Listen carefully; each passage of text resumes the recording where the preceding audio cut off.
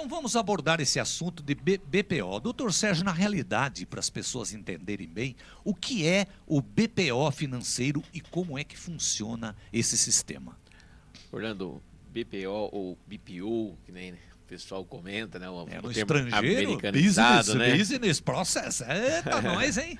Então, Orlando, na verdade, assim, fazer uma breve introdução aqui, o que a gente tem, às vezes, em muitas situações, são empresas que o profissional que vai criar a sua empresa lá, Sim. ele é técnico naquilo que ele faz. Vamos pegar um exemplo aleatório aqui. Você pega uma pessoa que é um excelente mecânico.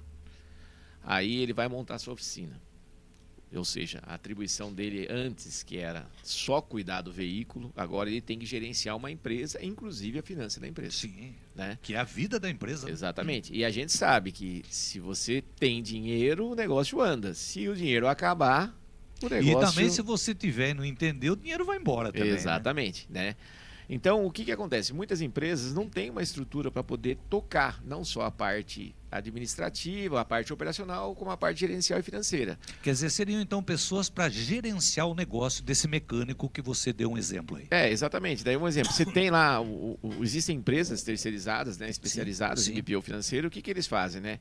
Eles trazem esse controle aí de fluxo de caixa, contas a pagar, contas a receber e faz a estruturação da empresa da parte de finanças. Eu tenho um filho que trabalha nesse setor aí. Então, o que acontece? Isso aí acaba sendo o coração de muitas empresas que, às vezes, por falta de conhecimento, é deixado de lado por muitos empresários. Perdendo dinheiro em um lado sem saber que está perdendo dinheiro. Exatamente. E uma boa gestão financeira de uma empresa, inclusive com a determinação do relatório financeiro, um fluxo de caixa, a questão do contas a pagar, contas a receber, inclusive o prolabore do sócio, né? Que é o dinheiro da empresa, parte desse dinheiro é a remuneração do sócio, mas não todo o dinheiro, né?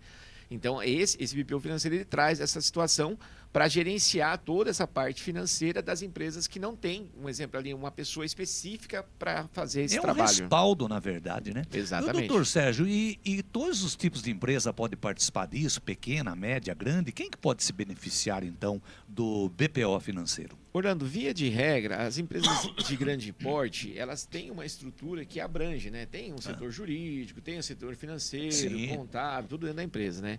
Esse BPO financeiro, hoje, ele trabalha muito com pequenas e médias empresas.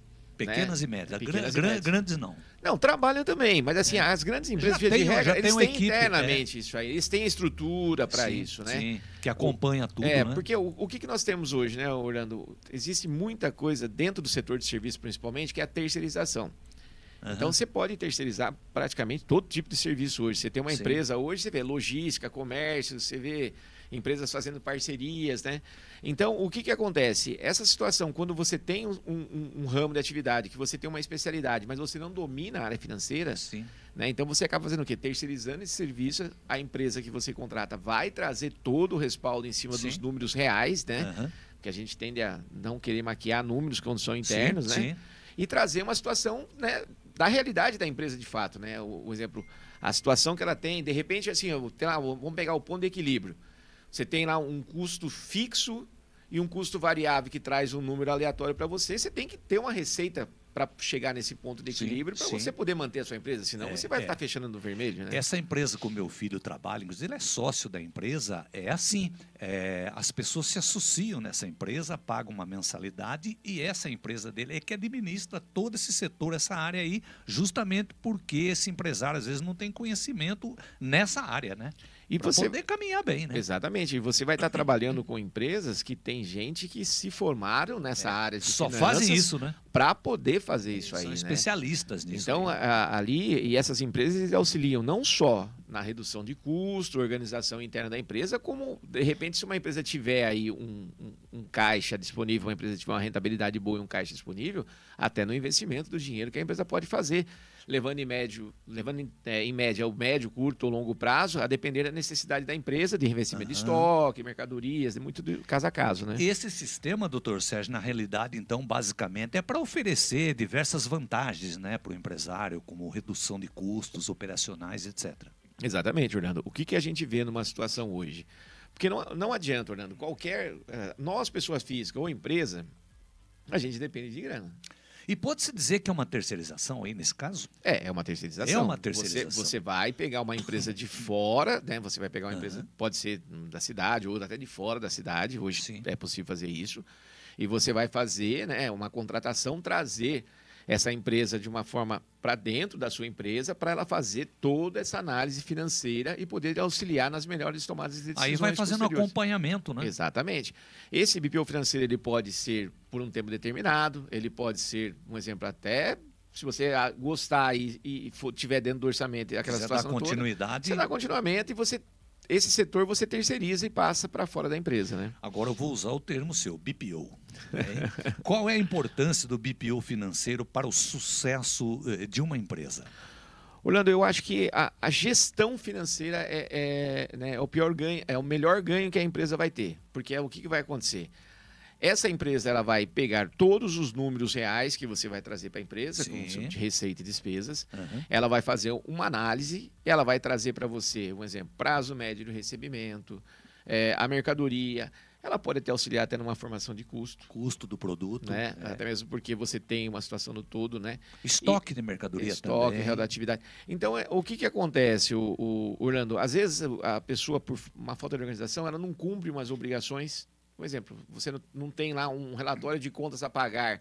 Sim. Totalmente organizado e você traz e esqueceu de pagar alguma obrigação, uma conta de água ou até mesmo um imposto que você deixou de pagar, isso vai acarretar em multa. E se você tiver dinheiro no caixa para pagar, o que acontece? Você vai pagar uma multa, sendo que você tinha dinheiro disponível. E administra o fluxo de caixa também ou não? Sim, porque o que acontece, Fernando? As empresas não têm o hábito de fazer isso, mas o fluxo de caixa, do meu ponto de vista, é o coração de uma empresa. É o principal. Porque o que acontece hoje? As pessoas às vezes confundem, né? Se você tem uma promessa de pagamento e uma despesa efetiva. O que eu chamo como promessa de pagamento, Fernando? Vamos pensar um comércio que trabalhe com boletos bancários. Correto. Então, você faz o quê? Muitas empresas antecipam esses boletos, que já paga juros, já não é o viável. Mas vamos supor que ela tem lá, dentro da semana, 10 mil reais para receber. São promessas de pagamento. Certo. Não é garantido.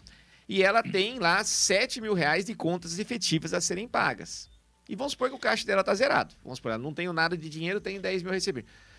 Se você vai fazer um fluxo de caixa e você olhar aquela situação, eu vejo como um problema uma situação dessa. Às vezes o dinheiro pode não entrar. Né? Exatamente. Exatamente. Então, o que é o interessante do BPO? É você trazer uma estrutura onde você tenha dinheiro em caixa para cumprir as obrigações por um determinado período, independentemente do recebimento. Como diz o ditado, você tem que ter aquela gordurinha lá. Exatamente. E a gente sabe que é muito comum no brasileiro andar no limite, tanto na pessoa física como na pessoa jurídica. E correr risco, né? Exatamente. E aí não é a melhor opção que a gente tem hoje. Eu observei, doutor Sérgio, que você colocou aqui que esse sistema aí, na realidade, ele garante a segurança de gerenciamento de dados financeiros, né? O que você acabou de explicar aí, né?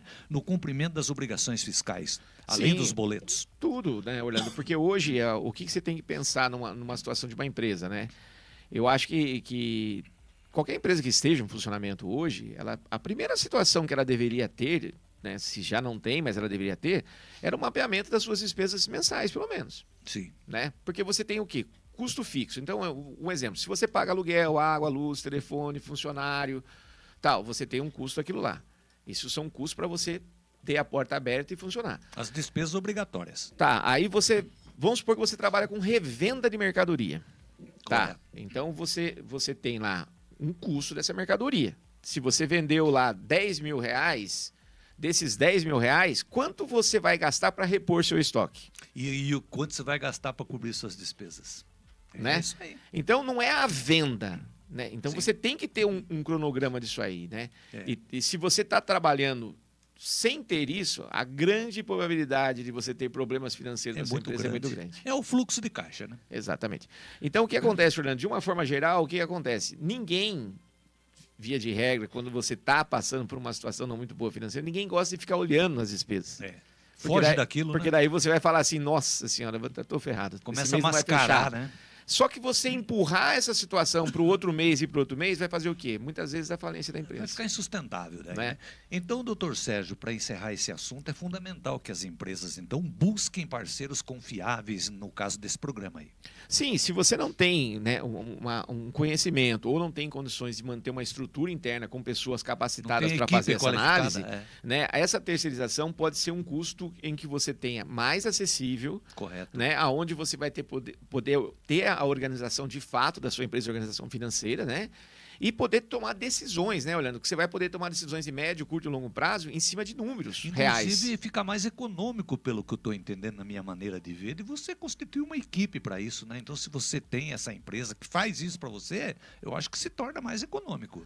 Orlando, hoje, se você pegar hoje... A famosa terceirização. Alguns serviços terceirizados são mais viáveis porque se você tem, vamos pensar, se você tem um funcionário especialista nessa área, você não tem só o salário dele. Você tem 13º, férias... E os outros ajudantes. Algumas coisas que incidem em cima disso aí.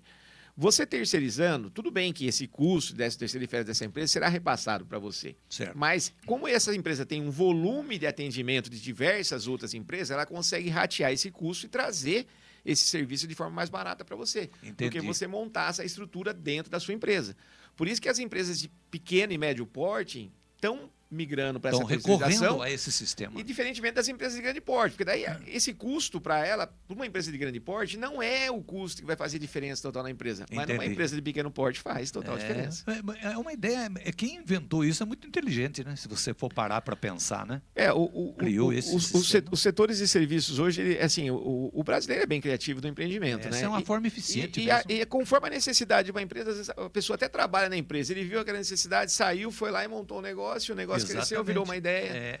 E a gente vai trabalhando nisso aí. E tem uma carteira mensal daí, né? Porque tem tantas empresas que necessitam disso. Deveria até ser obrigatório isso, se você for parar. Não, se você for parar para pensar, você monta uma empresa, constitui uma empresa, injeta um capital. Se você não administrar bem, não tiver profissionais para te auxiliar, você vai quebrar. Você vai acabar com tudo, né? Essa que é a grande realidade. Então, aí a questão do empreendedorismo, quando ele é feito de forma organizada, a pessoa até pensa nisso. Ele é diferente daquele, assim, o que eu falo? Assim, às vezes tem um empreendedor por necessidade. Aí dentro da estrutura dele muito enxuta, às vezes trabalha na casa, com comida, na própria cozinha, é uma situação. Mas começou a crescer, já começa a pensar. Abriu uma porta e... Né, já começa a analisar a necessidade, então. Porque você vai deixar de ser, né, uma coisa informal. Você já passa para a formalidade com outra realidade, aí você vai ter o quê? Aí tem custo. Custos, e esses custos não são baratos. Interessante. Doutor Sérgio, mais alguma outra informação que você queira acrescentar nesse assunto? Sinta-se à vontade. Não, Orlando, basicamente é isso mesmo. E só deixar aqui, se alguém tiver mais alguma dúvida ou queira alguma orientação sobre isso, pode entrar em contato, deixar lá no @Cristino Consultoria, ou deixar aqui na rádio, no telefone e mandar mensagem, alguma coisa, dúvida. E a gente está ali para atender. Tá certo. Muito obrigado, então, doutor Sérgio, pela sua participação. Desejo a você aí um excelente final de semana e vamos para a próxima quinta-feira aí. Vamos ver o assunto que vem aí. Vamos que vamos, Orlando. Obrigado. Maravilha. Aí, um abraço. Gostou?